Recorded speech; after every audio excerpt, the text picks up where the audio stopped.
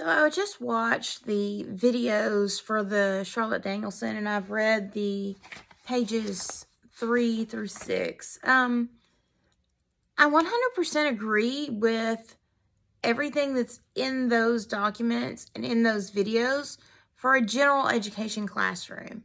And I guess I'm coming from it with a little bit different perspective because learning looks so much different in a special education classroom.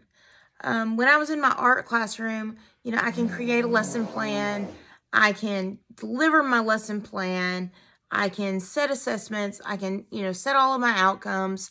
And at the end, I have a finished product of student work. There's engagement. I'm asking questions. There's feedback from the students. There's so much give and take going on in the classroom in a general education classroom. But I don't think it's a good fit for the special education classroom because you can't see learning as easily when you come in and you observe and you're looking for things in those boxes and categories that you can in a special education classroom. When you're looking at assessing learning for a nonverbal student, it looks so much different than when you assess learning with a student. There's iReady, there's Atlas is the new testing thing. ASVAB can even be used to assess what a student knows. But when I'm working on life skills and I'm speaking with a student and I'm doing a life skills assessment to see, because they're about to transition, they're a senior, what is your favorite sit-down restaurant? McDonald's.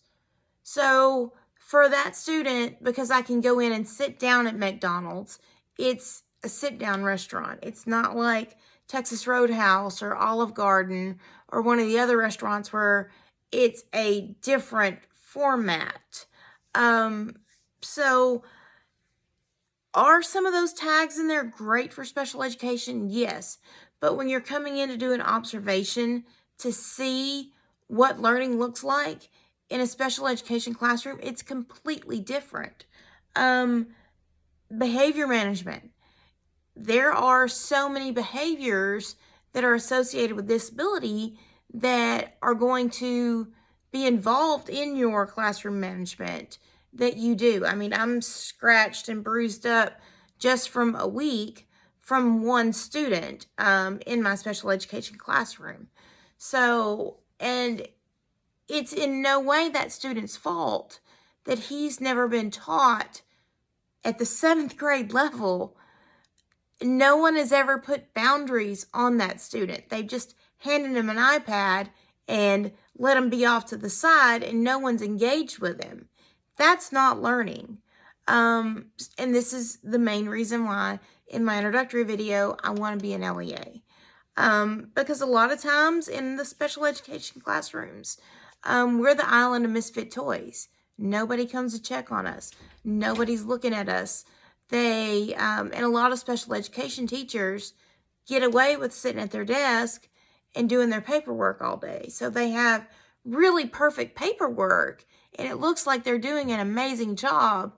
But when you actually look at their students and get to work with those students, that's all they had is really great paperwork. So I think there could be some revisions done in regards to special education. But as far as the general education class, and I have taught K1 self-contained all the way up through high school in special education, and then art, I've taught 7 through 12. There's no difference. They're right. They're absolutely correct. There is no difference in how you plan a lesson or how you decide your rigor or how you deliver that lesson. You may use different vocabulary, and you can bring ELA, your language and your vocabulary, into every single subject.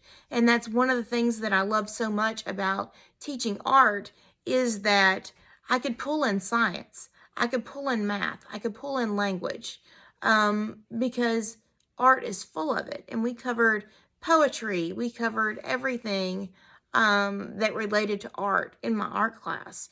And so my numbers doubled this year for people taking art. But again, I'm over in special ed now, working with students who didn't have a strong teacher before, which is disheartening as a teacher to go in and see the, not just the loss, but the lack of learning and structure that they had prior. And this is why I want to be a leader, because as a good LEA, you need to be in your special education classrooms.